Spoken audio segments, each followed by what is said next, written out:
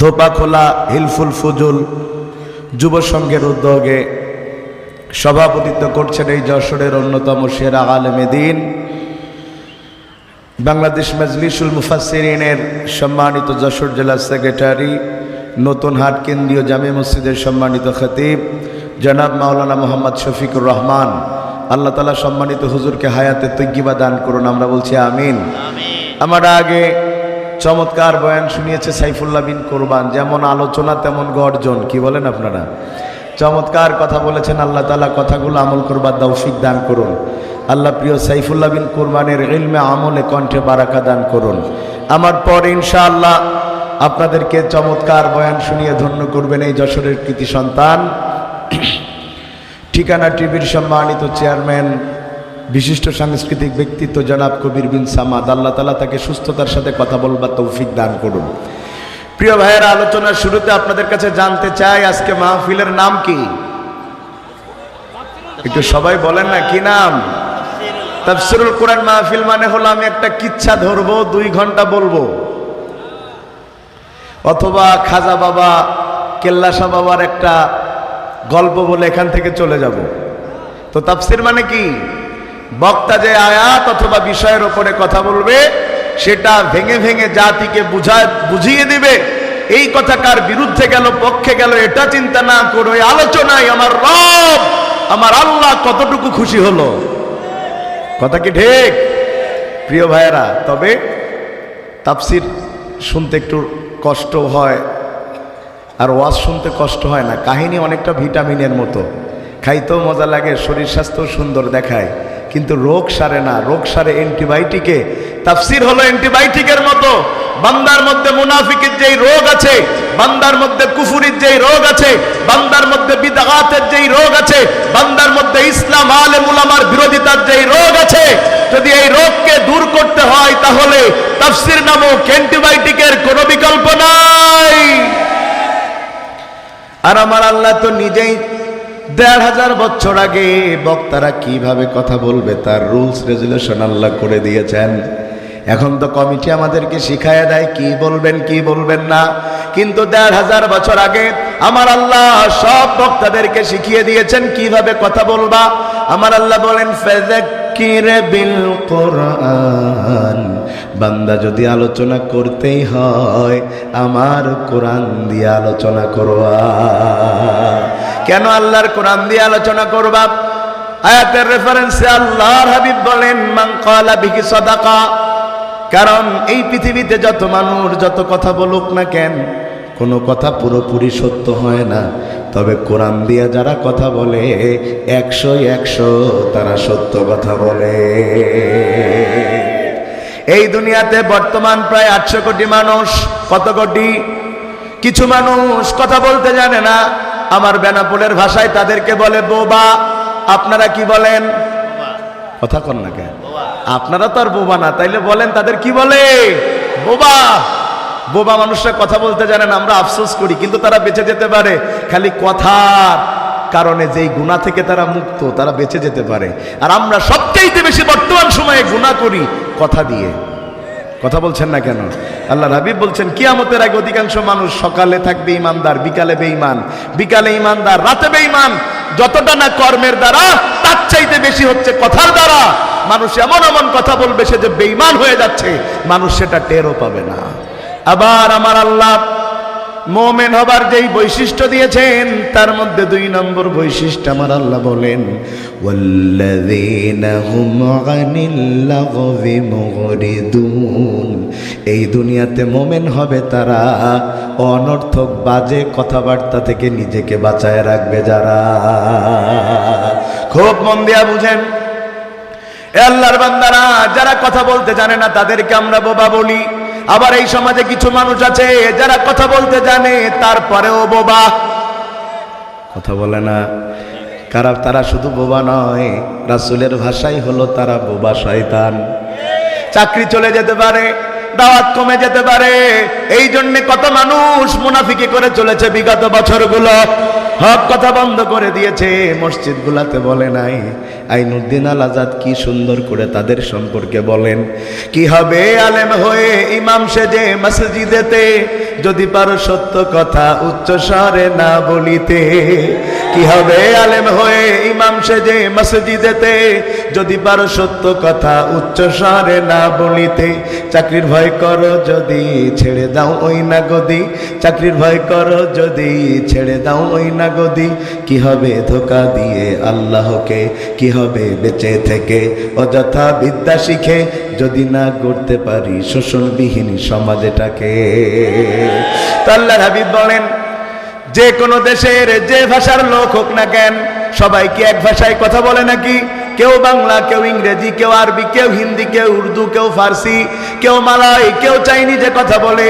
আল্লাহর হাবিব বলছেন, এই হাজারো কোটি মানুষের মধ্যে তারাই কেবল সত্য কথা বলে যারা আল্লাহর কোরআন দিয়া কথা বলে। এরপরে আল্লাহর হাবিব কথা এখানে শেষ করলেন না। 2 নাম্বার আল্লাহর হাবিব বলেন, মান হাকামা বিহি আদালা, কোরআন দিয়ে কথা বললে যেমন সত্য কথা হয়, ও আল্লাহর বান্দারা, কোরআন দিয়ে কথা বললে কি কথা হয়? আল্লাহর হাবিব বলছেন, কোরআন দিয়ে কথা বললে যেমন সত্য কথা হয়, ওই কোরআন দিয়ে বিচার করলেই কেবল ন্যায় বিচার হয়।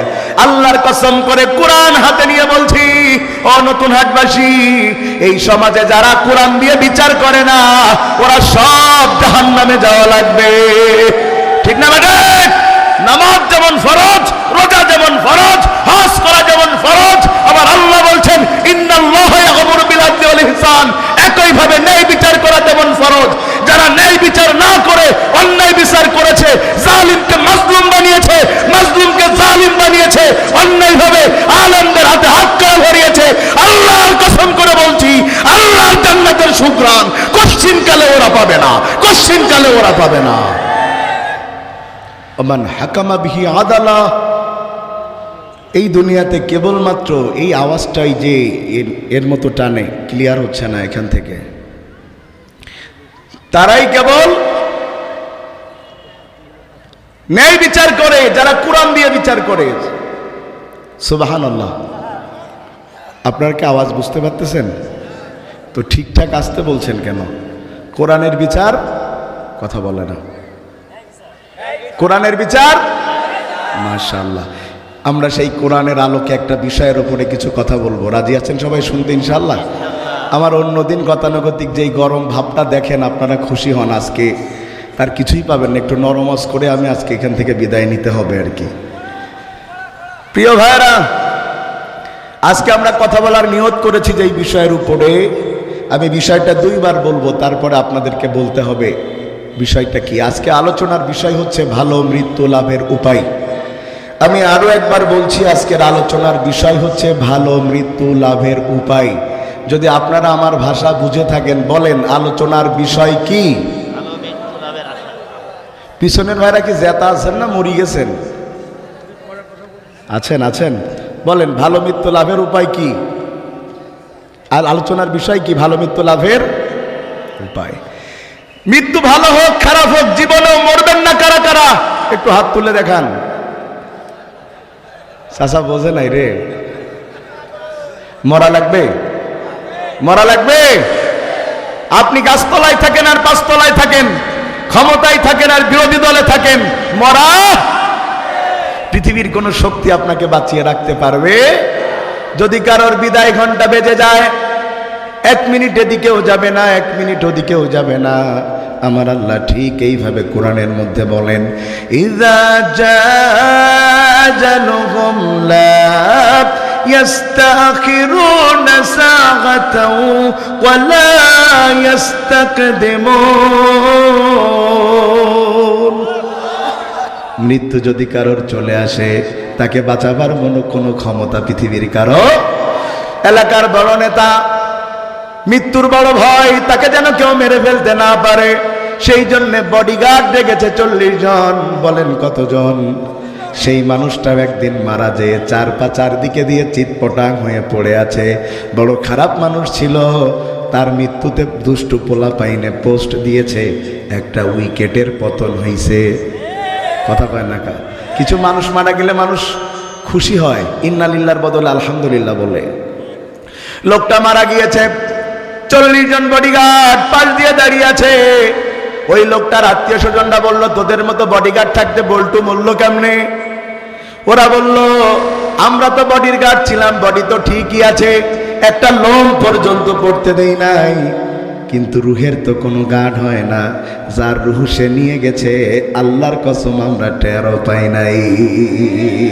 তার মানে বোঝা গেল বডির গার্ড হয়, রুহের কোনো গার্ড হয় না। সুতরাং সুম্মা ইলাইনা তুরজাউন, মানুষকে আল্লাহর কাছে ফিরে যাওয়াই, জোরে বলেন, আল্লাহর কাছে ফিরে যাওয়াই লাগবে। সে যদি লোহার কোনো ঘরের মধ্যে নিজেকে আবদ্ধ করে ফেলে, গ্লাসের কোনো ঘরে নিজেকে আবদ্ধ করে ফেলে, সেখানে মনে হয় আজরাইল মালাকাল মাউত ঢুকতে পারবে না। পারবে? পারবে। আকাশ দিয়ে প্লেন যায়, যশোর এয়ারপোর্ট দিয়ে আওয়াজ আপনারা শুনতে পান না মাঝে মধ্যে? আকাশ দিয়ে প্লেন যায়, ওই প্লেনে উঠে যদি নতুন হাটের কোনো মানুষ মনে করে আকাশের ঠান্ডা বাতাস কেমন লাগে, এই বাতাসটা খাওয়ার জন্য একটু জানালা খুলে দেই, খুলতে দেবে? কথা কয় না, খুলতে দেবে? খুলতে তো দিবেই না। যদি কিনা খুলতে যায়, ওকে ধরে টুস করে ফেলে দেবে। কথা বলছেন না কেন? টুস করে ফেলে দিবে। বন্ধুগণ আমার, কারণ প্লেন তো বেনাপোল যশোরের লোকাল বাস নয় যে জানালা খুলে বাতাস খাবেন, এটা তো কোনো লোকাল বাস নয়। আল্লাহর বান্দারা খুব মন দিয়া বুঝেন, খুব মন দিয়া বুঝেন। তাইলে আমরা নিশ্চিত হলাম প্লেনের মধ্যে কোনো বাতাস ঢুকে, যদি প্লেনের মধ্যে কোনো বাতাস ঢুকতো তাহলে প্লেনটা ক্র্যাশ হয়ে যেত। নিশ্চিত হলাম প্লেনে বাতাস ঢুকে না। ওই প্লেনের মধ্যে কোটি কোটি কোটি কোটি টাকার মালিক, শত কোটি টাকার মালিক আব্দুল আজিজ সাহেব বিজনেস ক্লাসে উঠে বসলেন, এক গ্লাস লেমন জুস পান করলেন। কিছুক্ষণ পরে লোকটার কোনো নড়াচড়া নাই। মানুষেরা যায়া তার দিকে তাকায় বলল, ঘুমাচ্ছে নাকি মারা গেছে? মানুষেরা কয় শরীরের কোনো স্পন্দন নাই, মনে হয় মারা গিয়েছে। নাকের কাছে আঙ্গুল নিয়ে দেখা গেল মারা গিয়েছে। ও নতুন হাটবাসী, আপনাদের কাছে আমার প্রশ্ন, যেই প্লেনের মধ্যে সামান্য বাতাস ঢুকতে পারে না, ওই প্লেনের মধ্যে পৃথিবীর চাইতে দেহের দিক দিয়ে বড় মালাকাল মউত ঢুকলো কেমনে? তার মানে বোঝা যায় মানুষ যেখানেই থাক তারে মরা। পৃথিবীতে কেউ স্থায়ী হয় না, হোক না সে ফেরাউন কিংবা নমরুদ, কেউ ভবে চিরকাল রয় না। ফেরাউন শেষ তক ছিল না, মৃত্যু তাকেও ছেড়ে দিল না, হোক না সে মহারাজা আর মহাবীর, কাউকে সে অবকাশ দেয় না। ঠিক না? ঠিক। তবে আমরা মানুষ বড় কঠিন। যদি কোনো মানুষ জানে নিশ্চিতকাল তার মরা লাগবে, আর যদি আজ রাতে 10 লাখ টাকা ঝেড়ে দেওয়ার সুযোগ থাকে, ও বলবে আগে ঝেড়ে দেবো তারপর মরব। আপনারা ঠিকঠাক বলছেন, আমার অজবোধে আপনারা বুঝতেছেন না। কথা কি ঠিক? যদি কেউ নিশ্চিত জানে যে আগামীকাল তার মরা লাগবে, আর আজকে রাতে যদি 10 লাখ টাকা মেরে দেওয়ার চান্স পাই, ও টাকা মারবে না? ও চিন্তা করবে আমি ভোগ করতে পারি আর না পারি, আমার ছেলে মেয়ে তো খাইতে পারবে। কথা ঠিক না? ঠিক। আইনুদ্দিন আল আজাদ এদের সম্পর্কে চমৎকার বলছে, আরে মানুষ বেহুশ দুনিয়ার পিছে, কি জবাব দিবি রে তুই আল্লাহর কাছে? রাতে দিনে দৌড়া দৌড়ি, বিশ্রামের সুযোগটা নাই, নামাজের রোজা দূরের কথা, আল্লাহর নামটাও মুখে নাই। তাদের জন্য তাহাজ্জুদ পড়ে দোয়া করে, মানুষ তাদের জন্য রোজা রাখে, মানুষ তাদের জানাজায় যাওয়ার জন্য জেল খাটতে রাজি, কিন্তু জানাজা ছাড়তে রাজি না, যেমন আল্লামা সাঈদী। কথা ঠিক না? ঠিক। এত বিপদ জানার পরেও মানুষ জানাজায় গিয়েছে, কারণ ছিল আল্লামা সাঈদী ভালো ছিল। আবার এই সমাজে কিছু, এটাকে আবার রাজনীতি মনে হলো কারোর? যদি এই কথা কারোর রাজনীতি মনে হয়, তো আপনার বিবেকে কুত্তায় প্রস্রাব করে দিয়েছে। শুনে নেন এ ভাই, শুনেন। আবার এই সমাজে কিছু মানুষ আছে কুত্তার চাইতে খারাপ। মানুষ কুত্তা মারা গেলে কষ্ট পায়, এই কুত্তামুখী মানুষগুলো মারা গেলে কষ্ট পায় না। দেখতে মনে হয় 2 পায়ের মানুষ, কিন্তু চরিত্র 4 পায়ে জানোয়ারের চাইতে খারাপ। আমার আল্লাহ বলেন, ওয়ালাকাদ জারাগনা লি জাহান্নামা কাসীরাম মিনাল জিন্নি ওয়াল ইনস লাহুম কুলুবুল লা ইয়াফকাহুনা বিহা ওয়া লাহুম আ'য়ুনুন লা ইউবসিরুনা বিহা ওয়া লাহুম আযানুন লা ইয়াসমাউনা বিহা উলাইকা কাল আনআম বাল হুম আবাল। এই সমাজে কিছু মানুষ আছে, ওদের চোখ আছে দেখে না, অন্তর আছে উপলব্ধি করে না, তার মানে ওরা কানা না। ওদের যে দিল কলিজা নাই তা না, ওদের দিল কলিজাও আছে, ওদের চোখও আছে, ওদের কানও আছে, কিন্তু এইগুলো দলের কাছে, নেতার কাছে বন্ধক রয়েছে। এরা হককে হক বলার সাহস পায় না, মিথ্যারে মিথ্যা বলার সাহস পায় না, কারণ এরা আল্লাহর কাছে বিক্রি না হয়ে দুনিয়ার গাঞ্জা খোরার মদ খোর নেতার কাছে বিক্রি হয়েছে। আল্লাহ বলেন উলাইকা কাল আনআম, ওরা চার পেয়ে জানোয়ার। কথা কয় না কেন? বালহুমাদাল, বরং কিছু কিছু মানুষ কুত্তার চাইতে খারাপ। যদি ওরে কুত্তা বলা হয় তাইলে আসল কুত্তারে অপমান করা হবে। তাইলে আবার আওয়াজ দিয়ে বলেন, ভালো মরণ চাই না খারাপ মরণ চাই? এ আল্লাহর বান্দারা, এই দুনিয়াতে সবচাইতে সেরা মানুষ, যার চাইতে সেরা মানুষ আর কখনো হবে না।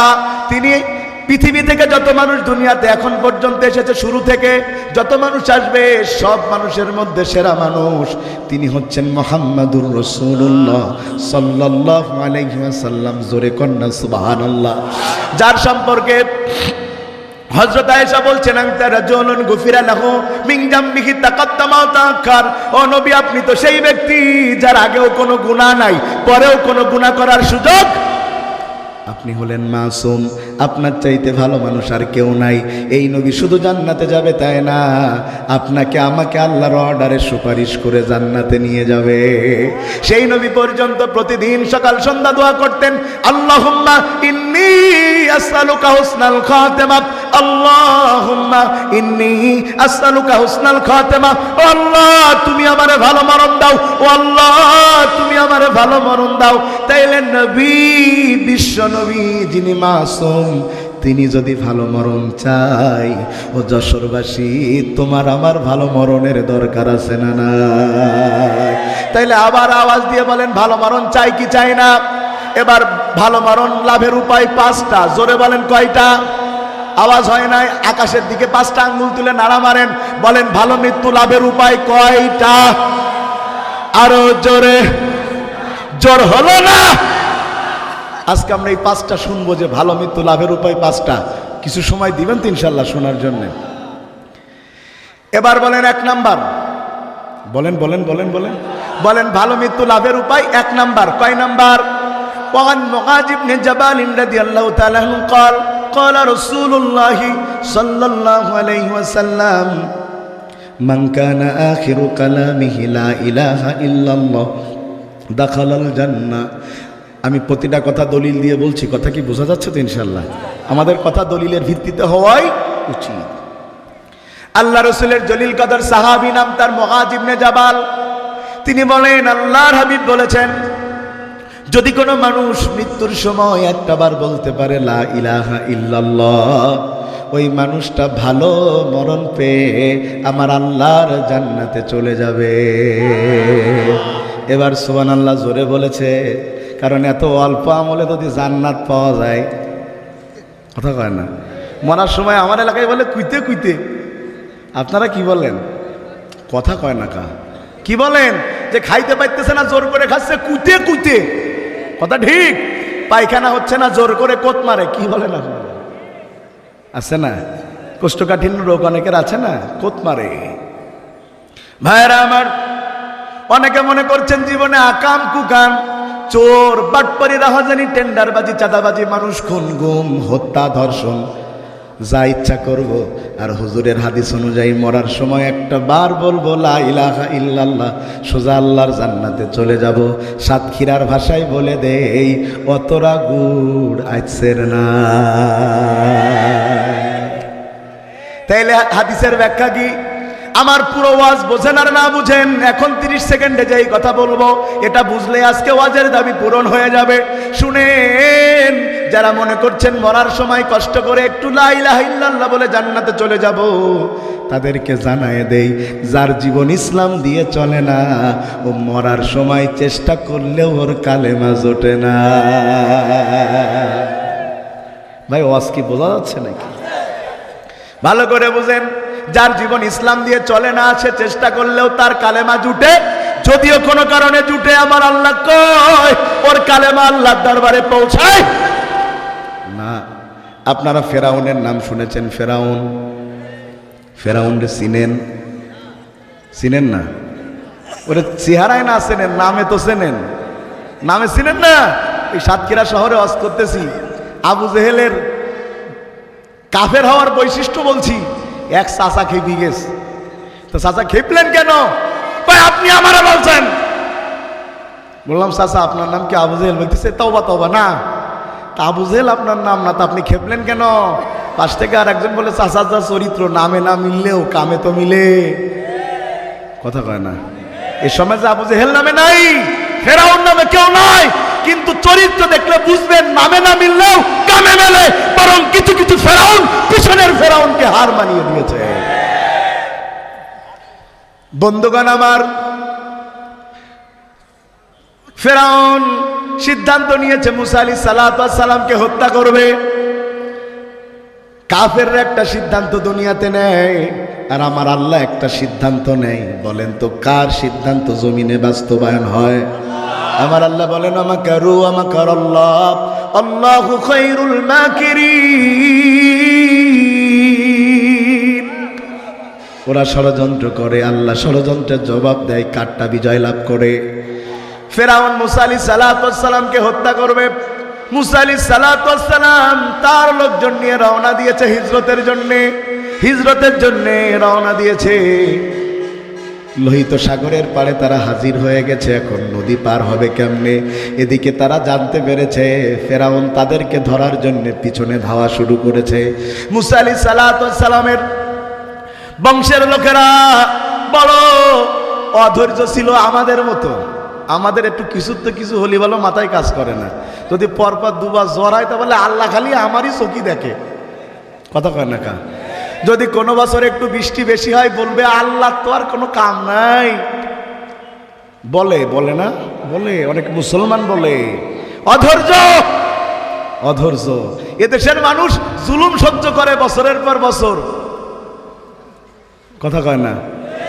আর মাজলুমদের দিন আসলে কয় ভালো নাই, আগেই ভালো ছিলাম। কি বলেন আপনারা?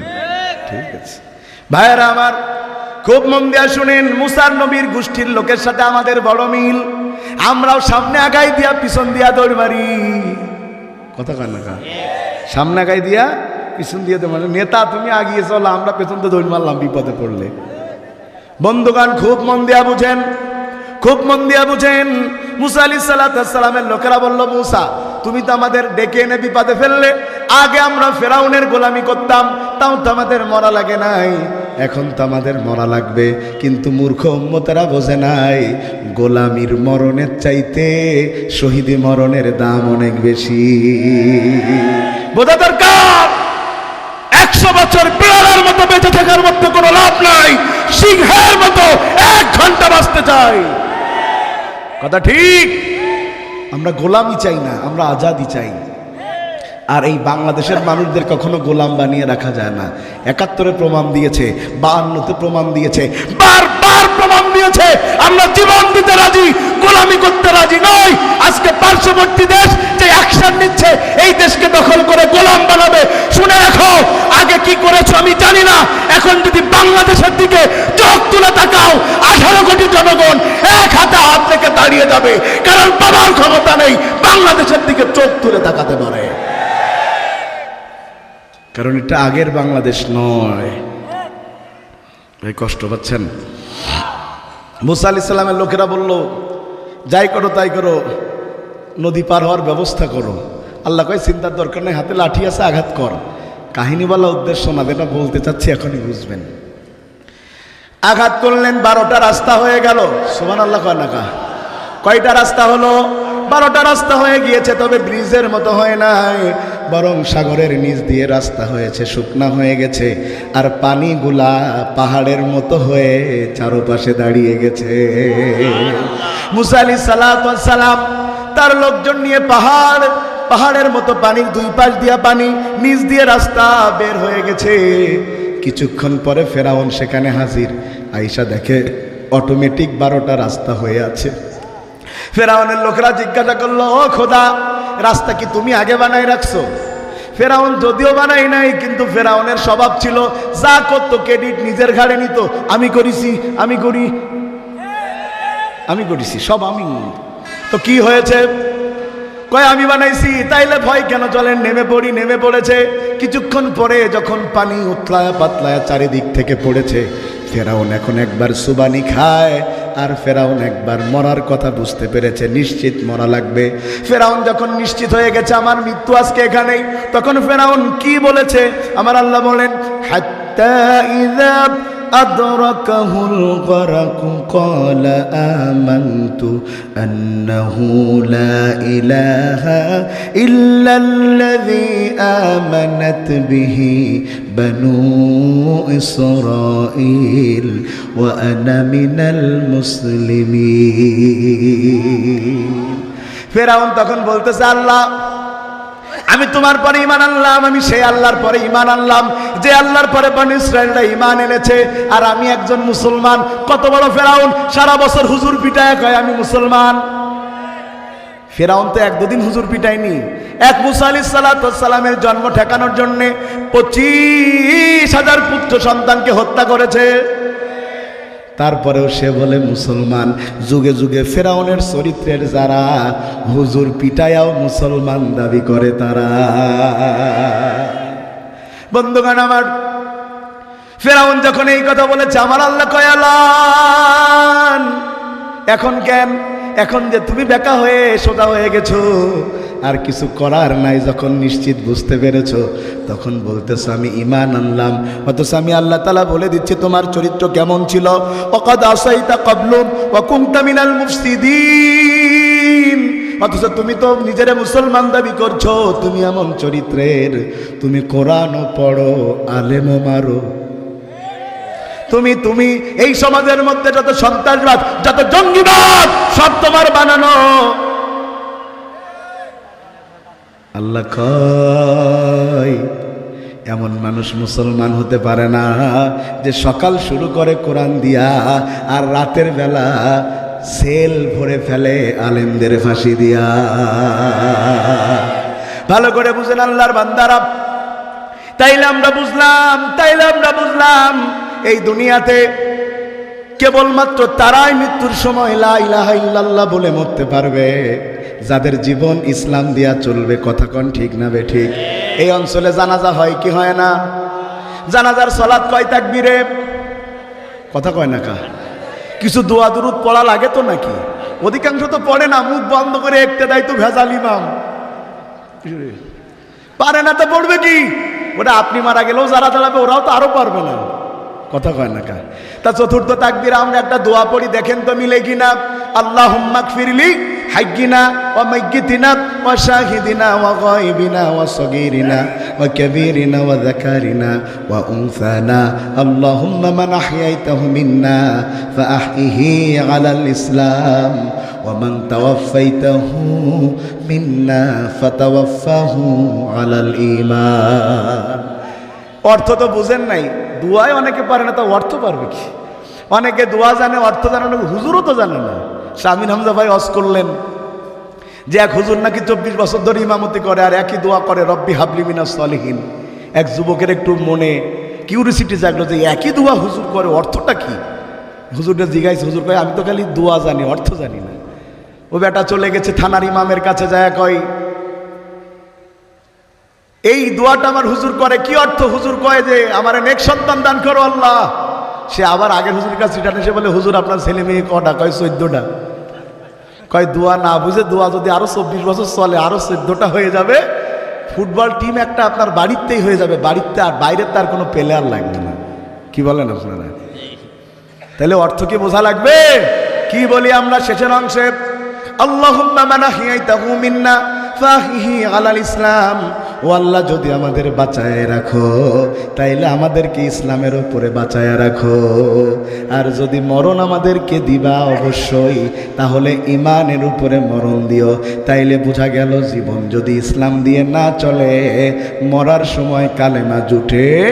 এবার বলেন ইসলাম মানা লাগবে? এর আওয়াজ হয় নাই, জোরে বলেন লাগবে। ইসলাম মানবেন 133, ইসলাম মানবেন 100। এর আওয়াজ কানে আসে না, জোরে বলেন 100, আরো জোরে বলেন 100, 100, 100। আপনি আমল করতে পারেন নাই ভিন্ন কথা, কিন্তু ইসলামের কোন বিধান নিয়ে আপনি প্রশ্ন তুলতে পারবেন। যেমন আপনি জিহাদ করতে পারেন নাই ভিন্ন কথা, কিন্তু জিহাদকে যদি আপনি জঙ্গিবাদ বলেন আল্লাহর কসম আপনারে বেঈমান হয়ে মরা লাগবে। আপনি দাড়ি রাখতে পারেন নাই ভিন্ন কথা, কিন্তু দাড়িওয়ালাদের যদি জঙ্গি মনে করেন 5 ওয়াক্ত নামাজ পড়লেও আপনার বেঈমান হয়ে মরা লাগবে। বন্ধুগণ আমার, ইসলাম 100, 100 না মানলে কি সমস্যা একটা উদাহরণ দিলে বুঝতে পারবেন। ধরে নেন এটা একটা নাস্তার প্লেট। কি এর প্লেট?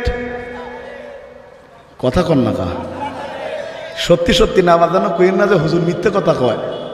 আমাদের হুজুরদের এখন খুব বিপদ, ওয়াজ করা আরো বিপদ। কত হিসাব করে ওয়াজ করতে হয় আমাদের।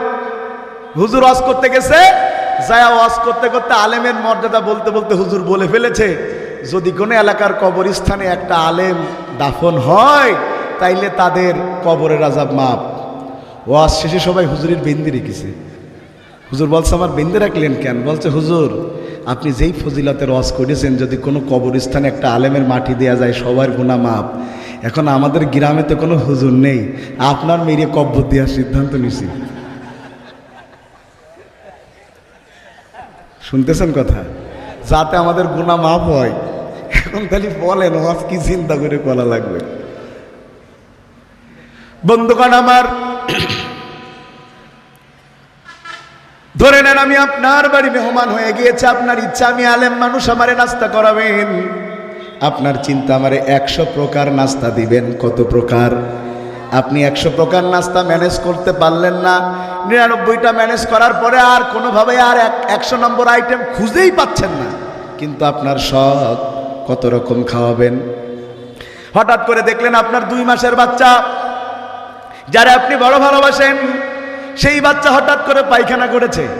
আপনি চিন্তা করলেন আমি আমার ছেলেরে তো কম ভালোবাসি না, কোটি টাকা দিলেও তো ছেলেরে বিক্রি করব, তাইলে আমার ছেলেরও দাম আছে, ছেলের পায়খানারও।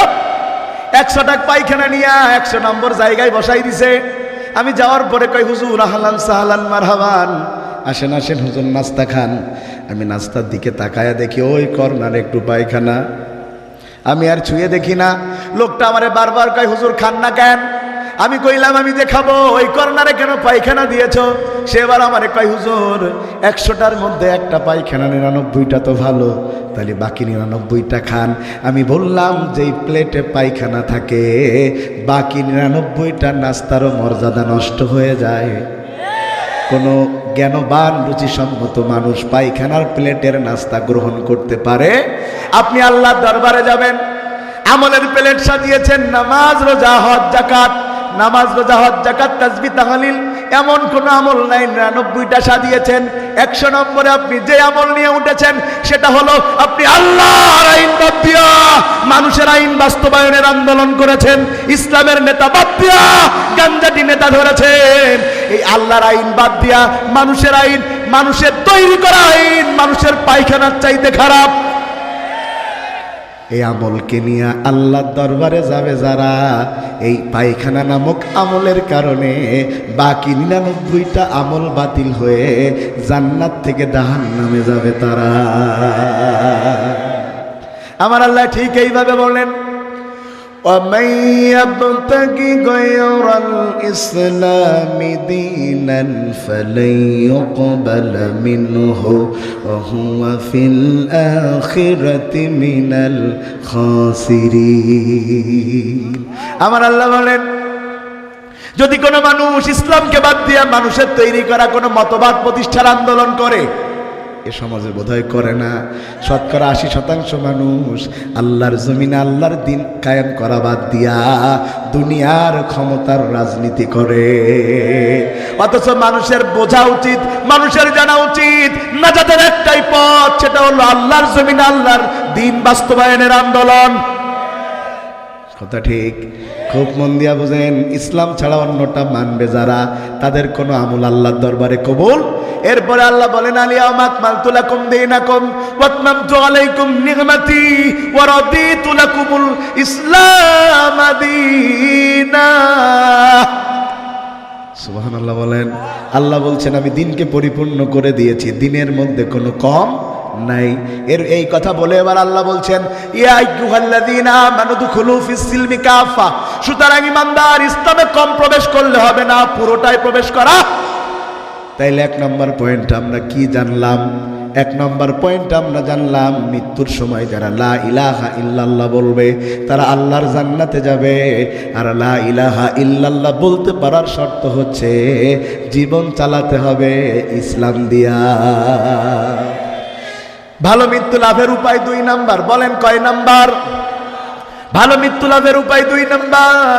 এই দুনিয়াতে ভালো মৃত্যু পেয়ে আল্লাহর জান্নাতে যাবে তারা আল্লাহর জমিনে আল্লাহর দিন কায়েমের আন্দোলন করতে যে মৃত্যু বরণ করে কবরে যাবে যারা, শহীদ হয়ে আল্লাহর জান্নাতে প্রবেশ করবে তারা। শহীদ যারা, তাদের ভালো মৃত্যু এমন। আমার আল্লাহ বলেন শহীদরা শুধু মরে না তাই জান্নাতে যায় না, তার মানে যদি কেউ আল্লাহর রাস্তায় শহীদ হয় বিনা হিসাবে সে আল্লাহর জান্নাতে চলে যায়। জোরে কন্যা সুবহানাল্লাহ। অনেকে মনে করতে পারেন মিছিলের সামনে দাঁড়ালেই বোধহয় আমারে গুলি করে দেবে, সবার আগে আমি মরবো। না, মিছিলের আগে দাঁড়ালেই শহীদ হওয়া যায় না। শহীদ হতে গেলে আল্লাহ তাআলার পক্ষ থেকে কবুলিয়াত লাগে। যারা একটু বুদ্ধিমান তারা মাঝখানে দাঁড়ায়, গুলি হয় সামনেতে করবে না পেছনতে করবে, মাঝখানে তাকে করবে না। কথা কয় না কা? তুমি কি মনে করেছো মিছিলে দাঁড়ালেই শহীদ হয়ে যাবা? না। ইসলামের বড় সেনাপতি নাম তার খালেদ বিন ওয়ালিদ, যাকে আল্লাহ সাইফুল্লাহ বলে ডেকেছে, এমন কোন যুদ্ধ নাই যেই যুদ্ধে সে জয়লাভ করে নাই। মানুষটা মারা যাচ্ছে বিছানায়, তখন তার কান্না, চোখ ফেটে পানি বের হচ্ছে। লোকেরা বলল কাঁদো কেন, কি হয়েছে তোমার? বলে আমার কি অবস্থা দেখো, প্রত্যেক যুদ্ধে আমি জয়লাভ করেছি, আমার পুরা শরীরে জিহাদের ক্ষত বিক্ষত দাগ, অথচ আমার মরণ হচ্ছে বিছানায়। তার মানে বোঝা যায় ময়দানে গেলেই শহীদ হওয়া যায় না, কবুলিয়াত লাগে কার? আমার আল্লাহ বলেন হুয়া জাতাবাকুম ওয়া মা জাআলা আলাইকুম ফিদ্দীনি মিন হারাজ। দিনের কাজ করতে গেলে কবুলিয়াত লাগে কার পক্ষ থেকে? যাকে তাকে আল্লাহ শহীদ বানায় না। হেদায়েত বড় কঠিন জিনিস। অনেককে মেরে মেরে আল্লাহর রাস্তায় নামাজে নিয়ে যায় না, আবার অনেককে ফাঁসির মঞ্চে তুলে আল্লাহর রাস্তা থেকে সরানো যায় না। কারণ একজনের কপালে হেদায়েত আছে আর একজনের কপালে হেদায়েত। এই যে শুরুতে আমি বলেছি মাই ইয়াহদিহিল্লাহু ফালা মুদিল্লা লাহু ওয়া মাই ইউদ্লিল ফালা হাদিয়া লা। খুব মন দিয়া বুঝেন, আমাদের অঞ্চলে পাট গাছ হয় না? পাট পাট পাট হয়। পাট শাক খান আপনারা? খাইতে তো মজাই লাগে, কি বলেন? যদি পাট শাকের সাথে একটু লেবু চেপে দেওয়া যায় আর শুকনো ঝাল ভেজে নেওয়া যায়, মনে হয় খাইতে আছে রে বাহ। তবে পুরুষ মানুষ যত না পছন্দ করে, গর্ভবতী নারী তার চাইতে পছন্দ করে। কথা বলেন। গর্ভবতী নারী তার বাড়ির ছোট বাচ্চাটাকে পাঠিয়েছে, যাও একটু মাঠ থেকে আমার জন্য পাট শাক আনো। এখন বাচ্চা তো বুঝে না কেমন শাক রান্না করতে হয়। ও বাজার মাঠের মধ্যে যায় বড় বড় পাকা পাকা দেখে পাতা নিয়েছে। পাট শাক কি পাকা পাতা দিয়ে খায়? আরো যে সমস্ত বড় পাতা নিয়েছে পোকা লেগে ফুটো হয়ে গে, ফুটো ফুটো বুঝেন তো, ফুটো হয়ে গেছে। আমাদের দেশে 2টা জিনিস বেশি ফুটো পাওয়া যায়, একটা পাতা আর একটা হলো টাকা। তো পাতা নাই, ফুটো করলো পোকায়, টাকা ফুটো করলো কারা? ওই ব্যানসন গোল্ডিপ খায় আর কথা কয় না কা, টাকা ফুটো হয়ে গেছে। এই টাকা এখন ভ্যানালা রিক্সাওয়ালা কেউ নেয় না, ওরা না পেরে সেই টাকা ফিসাবিলিল্লাহ বলে মসজিদ দান করে দেয়। ফুটো টাকা, ফুটো ফুটো। বছর শেষে এতটা ফুটো টাকা জমা হই, বলছে আল্লাহর বছর যে টাকা কেউ নেয় না, হুজুররা নেয় আল্লাহর নাম। আল্লাহ। বন্ধুগণ আমার, একটা পাট শাক খেতে গেলে যদি পোকা লাগা পাতা কেন মানুষ না নেয়? আল্লাহ হাজার কোটি মানুষের মধ্য থেকে শহীদ বানাবে। কোনো পোকা লাগা মুনাফিককে আল্লাহ শহীদ বানায় না, আল্লাহ শহীদ বানায় তাদের ইমানের পরীক্ষা দেওয়ার সামর্থ্য আছে যাদের। 2 নম্বরে আমার আল্লাহ বলছেন যারা শহীদ হয় তারা মরে না। সুবহানাল্লাহ বলবেন না? তাহলে মরে না তো তারা কি বেঁচে আছে নাকি? আমাদের দেশের মরা মানুষেরও তো অনেক ক্ষমতা নাই? এদেশের মরা মানুষের অনেক ক্ষমতা, পীর সাহেবদের তো আছেই, আমাদেরও আছে। 12 সালে মরে গেছে। 22 সালের বোমা মামলার আসামি, 22 সালে বোমা মারার আসামি 12 সালে মরি গে, মানে কবরতে বোম মেরি। কথা ঠিক? ওয়াজ করতে গেছি বগুড়ায়, সে অনেক আগের কথা। আব্দুল বারি ভাই আমাকে দেখাচ্ছে পত্রিকার হেডলাইন, 40 জন মরা মানুষ 400 কেজি চাল কাঁচা খেয়ে ফেলে। 40 জন, কথা কয় না, 40 জন মরা মানুষ কি খেয়ে ফেলেছে? চাল। এ কি বিশ্বাস হয়? পরে ভিতরে ঢুকে দেখা গেল 40 জন মরা মানুষের নামে 400 কেজি চাল তুলে জীবন্ত মরারা খেয়ে ফেলি। সেদিন পত্রিকায় দেখলাম এই কদিন আগে, আরে মেম্বার ও বেঁচে আছে, তা ওর বোন নামে বিধবা ভাতার কার্ড করেছে। রাগ করতেছেন? এদেশে তো মরা মানুষ ভোটও দেয়। কথা কয় না, থাকার খাওয়া যাবে না। ভাইয়ের আমার মন দিয়া বুঝেন, আল্লাহ বলছেন ওয়ালা তাকুলু লিমান ইউকতালু ফি সাবিলিল্লাহি আমওয়াত বাল আহইয়াউ ওয়ালাকিন লা তাশউরুন। তো শহীদরা মরে না কেমনে? সাইয়েদ কুতুবকে শহীদ করা হয়েছে মিশরে, কিন্তু এখনো তার নাম স্বর্ণাক্ষরে লেখা আছে। উহুদে শহীদ করা হয়েছে হামজাকে। কথা বলেন না কেন? তাদের নাম এমন ভাবে লেখা আছে, দুনিয়া যতদিন তাদের নাম ততদিন, তারা কখনো মরে না। এ দেশেও ইসলামের কারণে শহীদ করা হয়েছে যাদের, তাদের নাম লিপিবদ্ধ থাকবে যতদিন বাংলাদেশে সূর্য উঠবে। 4 নম্বরে এই শহীদ হওয়ার পয়েন্টে 4 নাম্বার, যারা শহীদ হয় আমার আল্লাহ বলেন, আর আল্লাহ রাসূল তার ব্যাখ্যা করে বলেন, যারা শহীদ হয় আল্লাহর রাস্তায়, তোমরা তো দেখো কত কষ্ট দিয়ে তাদের মারা হয়েছে, কিন্তু আমি রাসূল বলছি তাদেরকে যখন হত্যা করা হয়, শহীদ করা হয়, পিঁপড়া কাটার যন্ত্রণাও তারা পায় না। সুবহানাল্লাহ। পিঁপড়া কাটার যন্ত্রণাও তারা পায় না। পিঁপড়া কাটার যন্ত্রণা তারা পায় না কেমনে? ব্যাখ্যা একটু লম্বা বলবো, একটু লম্বা ব্যাখ্যা। আমার সময় তো 10টা পর্যন্ত, সময় কমে আসতেছে। নারায়ে তাকবীর বলে দেবে, এখনো 3টে বাকি, ওই 3টে বলতে তো 1 ঘন্টা লাগবে। 3 নাম্বারেরটা শুনে নেন, 2 নাম্বারেরটা আগে শুনেন। 2 নম্বরে 4 নাম্বার স্টার পয়েন্ট হচ্ছে, যারা আল্লাহর রাস্তায় শহীদ হয়, আপনি দেখছেন তাদের নাক দিয়ে রক্ত বের হয়েছে, আপনি দেখছেন তাদের মৃত্যু নিশ্চিত করার জন্য রক কেটে দিয়েছে, আপনি কান্নাকাটি করছেন, কিন্তু আপনি জানেন না তাকে যখন এইভাবে রশিতে ঝুলানো হয়েছে, আমার আল্লাহ পিঁপড়া কাটার যন্ত্রণাও তাদের দেয় না। দলিল নেন, রোম সম্রাট কার্জিয়াসের বাহিনীর সাথে মুসলমানদের যুদ্ধ শুরু হয়েছে। যুদ্ধ, সেই যুদ্ধে মুসলমানদের সংখ্যা 3000, কাফেরদের সংখ্যা 1 লক্ষ। যুদ্ধ শুরু হয়েছে, 10 দিন চলে যায়, কিন্তু মুসলমানদেরকে কেউ যুদ্ধে হারাতে পারে না।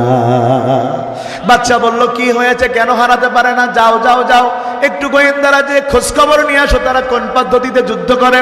গোয়েন্দারা কয়েকদিন থেকে রিপোর্ট এনে দিয়েছে বাদশা, তারা যেই পদ্ধতিতে যুদ্ধ করে, কিয়ামত পর্যন্ত যুদ্ধ করলেও তাদের হারানো যাবে না। সুবহানাল্লাহ। কয় কেন কেন কেন? কয় ওরা সারাটা দিন ক্ষুধা পেটে যুদ্ধ করে, আর সারা রাত যায় নামাজে তাদের আল্লাহর জন্য সেজদা দেয়। ওরা যখন যায় নামাজে সেজদা দেয়, অস্ত্রের জোরে যুদ্ধ করে না, তারা যুদ্ধ করে মূলত ইমানের জোরে। কথা কন ঠিক না ঠিক? তারা যুদ্ধ করে কিসের জোরে? এই জন্য এত হাজার অত্যাচারের পরেও, হাজার নির্যাতনের পরেও ইসলামী আন্দোলনের নেতা কর্মীদেরকে ঠেকানো যায় নাই, বরং যত বাঁধ দিয়েছে তত বাঁধ ভেঙে জোয়ারের সৃষ্টি হয়েছে। শুনেন, আপনি ইসলামে যত বাদ দিবেন, বাদ দিতে পারবেন, কিন্তু যেদিন এই বাদ ভেঙে যাবে, বাদ ভেঙে যাবার কারণে এত জোরে স্রোত হবে, যারা বাদ দিয়েছে তাদের 14 গোষ্ঠীরে উড়ায়া উপরে পাঠায় দেবে। খুব মন দিয়া বুঝেন, খুব মন দিয়া বুঝেন। কখনো ইসলামের রাস্তায় বাদ দিতে হয়? জোরে বলেন, ইসলামের রাস্তায় বাদ দেওয়া যায় না। সাময়িকভাবে দেওয়া গেলেও আল্লাহ যখন বাদকে একবার খুলে দেয়, 14 গোষ্ঠীকে আল্লাহ নির্বংশ করে ছেড়ে দেয়। বন্ধুগণ আমার, বাদশা বলল ওদের ইমান এত বেশি, কয় হ্যাঁ, কয় ওদের একজনের ইমান পরীক্ষা করতে চাই, ধরে নিয়ে আসো। 15-20 জন যাও। ওই 15-20 জন ডাক দিয়ে বলছে, বাদশা যদি 15-20 জন যে ধরা লাগে তাহলে তুমি যাও, তুমি যাও। বাদশা বলছে আমি যাবো মানে? বলছে হ্যাঁ, 15-20 জন পাঠাবা ধরার জন্য ওদেরকে। যদি একজন দেখে নারায়ে তাকবীর বলে, একটাও বাড়ি হিতে পারবো না। সুবহানাল্লাহ কয় না কা? বলে তাইলে কয়জন গেলে একজনকে ধরে আনা যায়? কয় 10,000 দিলে হয়, যাওয়া যায়। সুবহানাল্লাহ কয় না কা? বলে একটারে যদি ধরতে 10,000 লাগে তাইলে যুদ্ধ করে লাভ কি? কিন্তু বাদশার বড় জিদ উঠেছে, কয় যে না, যা ধরে নিয়ে আয়। ওরা 10,000 লোক রওনা দিয়েছে, কিন্তু সামনের রাস্তা দিয়ে না, ওরা পিছনের রাস্তা দিয়ে রওনা দিয়েছে। যুগে যুগে জালেম যখন হকপন্থীদের সাথে সরাসরি লড়াই করে না পারে, তখন পিছনের রাস্তা দিয়ে ষড়যন্ত্র করে তাদের দমাতে চায়। কথা ঠিক না বে ঠিক? সামনের রাস্তা দিয়ে না পারলে পিছনের রাস্তায় এমন এমন অপবাদ দেয়, অপবাদ দিতে দিতে দিতে দিতে দিতে দিতে এক পর্যায়ে মানুষ বলতে থাকে, না দোষ করলি কি ধরিয়েছে, একটু দোষ মনে হয় আছে। এদেশের মানুষের তো কিছু মন থাকে না। শুনেন, জালেম যখন সামনের রাস্তায় আমাদেরকে মোকাবেলা করতে না পারে, তখন পিছনের রাস্তা ধরে। এই জন্যে যারা দুনিয়াতে ইমানদার, তাদের পিছনের চোখও খোলা রাখা লাগে, সামনের চোখও খোলা রাখা লাগে, যাতে তাদেরকে কেউ বেঈমান বানাতে না পারে। ভাইয়েরা আমার, 10,000 লোক যায় হাজির হয়েছে। জঙ্গলের পাশে একটা ক্যাম্প আছে, ওই ক্যাম্পে 301 জন আছে। একজন কমান্ডার, 300 জন তার আন্ডারে। যিনি কমান্ডার তার নাম আব্দুল্লাহ বিন হুযাইফা। যখন এরা পৌঁছায়ছে, ঠিক ওই সময় মাগরিবের আজান হচ্ছে। জোরে কন্যা সুবহানাল্লাহ। মাগরিবের আজান শোনার পরে ওরা তো এখনকার মতো তার অনলাইনের যুগ না, বাংলাদেশের কারির তেলাওয়াত ইন্দোনেশিয়ার লোক শুনবে, তখন তার অনলাইন ছিল না। অনলাইন ছিল, অনলাইন হয়েও বিপদ, না হয়েও বিপদ। ভাইয়েরা আমার, আজান শেষ হয়ে গেছে, ইকামত হয়ে গেছে, এবার সালাত শুরু হয়েছে। 300 জন মানুষ 3টা লাইনে দাঁড়ায় গেছে। জোরে কন্যা সুবহানাল্লাহ। এত সোজা হয়ে গেছে লাইন, কোনো বেঁকাচোরা নাই। এত সোজা হয়ে গেছে লাইন, কোনো বেঁকাচোরা নাই। এবার ইমাম সাহেব দাঁড়িয়েছেন, আব্দুল্লাহ বিন হুযাইফা ইমামের জায়গায়। এর আগে তো রোমের কোনো মানুষ কোরআন তেলাওয়াত শুনে, সে এবার নামাজের মধ্যে দাঁড়ায় তেলাওয়াত শুরু করেছে। আপনারাও পড়েন, আলহামদুলিল্লাহি রাব্বিল আলামিন আর রহমানির রহিম মালিকি ইয়াউমিদ্দিন ইয়্যাকা না'বুদু ওয়া ইয়্যাকা নাস্তাঈন ইহদিনাস সিরাতাল মুস্তাকিম সিরাতাল লাযীনা আন'আমতা আলাইহিম গায়রিল মাগদুবি আলাইহিম ওয়ালাদ-দাল্লিন। তেলাওয়াত করার পর ওরা পাগলের মতো হয়ে গেছে। কি শুনলাম? আসলে কোরআনের মজা কোনোদিন ফুরায়? 70 বছর ধরে মুরব্বী নামাজ পড়ে, এক ইমামের পিছনে ইমাম প্রতিদিন সূরা ফাতিহা তেলাওয়াত করে। কেউ কোনোদিন বলে নাই যে হুজুর এক সূরার কত শুনবো, কেউ এই কথা বলে নাই, কারণ কখনো কোরআন পুরানো হয়। অথচ একটা গান 2-6 মাস চলার পরে মানুষ তো দূরে থাক, কুত্তাও শোনে না। এক একটা সময় এক একটা গানের জোয়ার আসে। কিছুদিন আগে একটা গানের জোয়ারে সারা পৃথিবী ভেসে গেছে। বাংলা ভাষাভাষীরা এক লাইন বললেই মনে পড়বে। গান শোনানোর ইচ্ছা না, খালি বোঝাচ্ছি। যেখানে সেখানে যেতাম, আমার কাছে নাই গো বুবু কাঁচা বাদাম, আমি এক লাইন গান শোনালাম ইচ্ছা করে, কেন বুঝালাম যে এই গানটা যে একসময় সারা জায়গায় বেজেছে, তাকে আপনাদের মনে আছে? এখন আর নামই নাই, শেষ।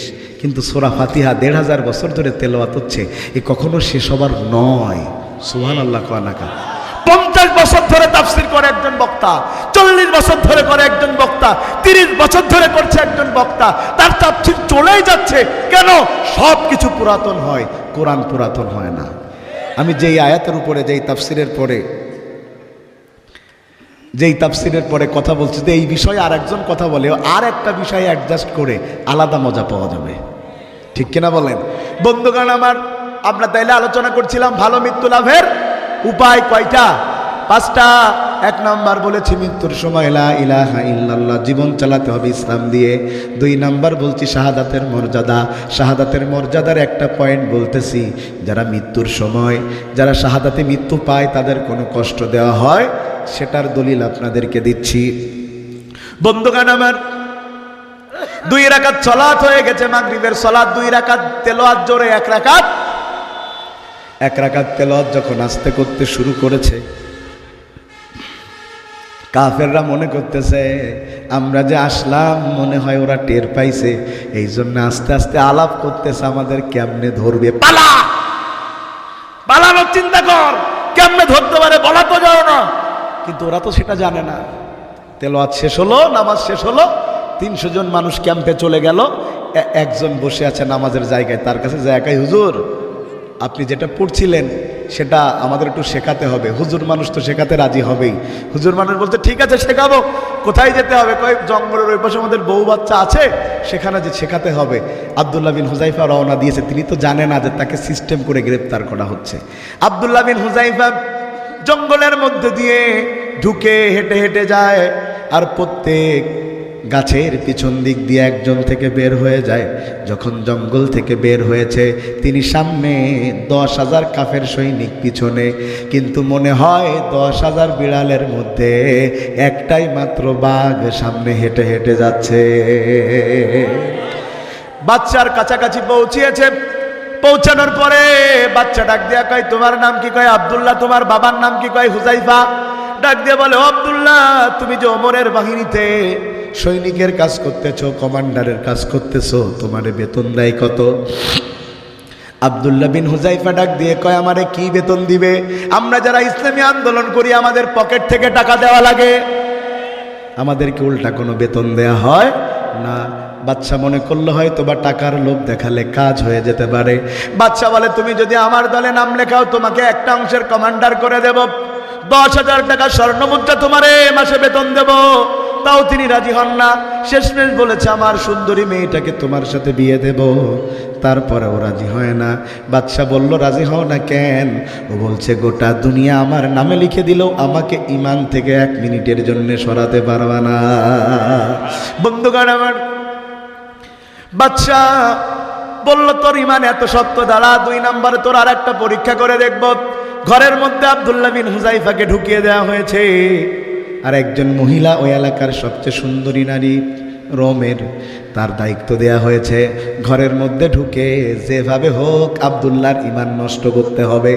নারীটা ঘরের মধ্যে ঢুকেছে, সারা রাত ঘরে থেকে বের হয়েছে। বাচ্চা ডাক দিয়ে বলেছে, ও নারী, তুমি কি তার ঈমান নষ্ট করতে বেরোছো নাকি? সে ডাক দিয়ে বলে, বাচ্চা, কার ঘরে আমারে ঢুকাইছো? সে মানুষ নাকি পাথর আমি টের পাই নাই। আমাকে দেখার পরে সেই যে সেজদায় গিয়েছে, একবারের জন্যও সে সেজদা থেকে মাথা তোলে নাই। আমি উলঙ্গ হয়েছি, কাপড় খুলে ফেলে তাকে জড়িয়ে ধরেছি, তারপরেও সে আমার দিকে তাকায় না। আল্লাহু আকবার।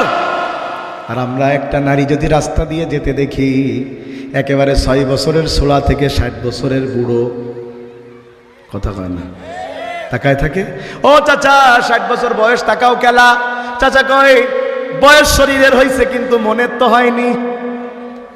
আর যুবক পোলাপান তো এইভাবে দেখে। কি বলেন আপনারা? ঘরে মেয়ে ঢুকি ঈমানের পরীক্ষা দিবেন? অত পরীক্ষা নেওয়া লাগবে না। খালি ফেসবুকে একটা ছেলে মেয়ে সেজে একটা ফ্রেন্ড রিকোয়েস্ট আপনার বন্ধুর কাছে পাঠাই, দেখেন কত বড় আল্লাহর ওলি। মকসেদ অ্যাঞ্জেল জরিনা নামে আইডি খুলে বল্টুর কাছে পাঠাইছে। বল্টু তো মনে করেছে সত্যিই মনে হয় মেয়ে লোক। 3 মাস ধরে কথা কয় যা চাই তাই দেয়। 3 মাস পরে জোরই করতেছে যে দেখা করাই লাগবে। এখন মকসদ তো জানে দেখা করলেই ধরা খাওয়া লাগবে। শেষমেশ বলি ফেলিস তুমি আমার আশা আর করি না। কেন? ভাই আমি আসলে মেয়ে না, আমি ছেলে। ওই যে বলটু সিগারেট ধরল, কথা কয় না, আর সিগারেট ছাড়া গেল না, সেকা গেই বেকা হয়ে গেছে। কথা কি ঠিক? একটা আইডিয়া আসলে তাই মাথায় কাজ করে না। আর ইমানের পরীক্ষা তো বহু দূর। আমাদের ইমান যতদিন না বাড়বে, যুবকরা যতদিন ইমানের দায়িত্ব নিয়ে দেশ পরিচালনার দায়িত্ব না নিবে, এ দেশ সংস্কার হওয়া সম্ভব নয়। আজকে দেশ সংস্কারের কথা সবাই বলছে, শোনেন, কোন রাজনৈতিক কথা নয়। আজকে সবাই বলে দেশ সংস্কারের কথা। আল্লাহর কসম, আল্লাহর কোরআন ছাড়া পৃথিবীর শ্রেষ্ঠ শাসকও দেশ কিয়ামত পর্যন্ত সংস্কার করতে পারবে না। সংস্কারের একটাই পদ্ধতি, সেটা হচ্ছে আল কোরআনের পথ। আমি একটা কথা স্পষ্ট করে বলি, দল ক্ষমতায় যাবে, কে আসবে কে যাবে এটা আলেমদের দেখার বিষয় নয়। আমাদের দাবি যারাই যাবে তাদের কোরআন দিয়ে দেশ চালানো লাগবে, এটা আমাদের দাবি। হয়ে গেল, কোরআন দিয়ে চালালেই হয়ে গেল। কারণ কোরআনের পক্ষে যারা, আমরা সবাই তাদের পক্ষে। রাগ করলেন? প্রিয় ভাইরা,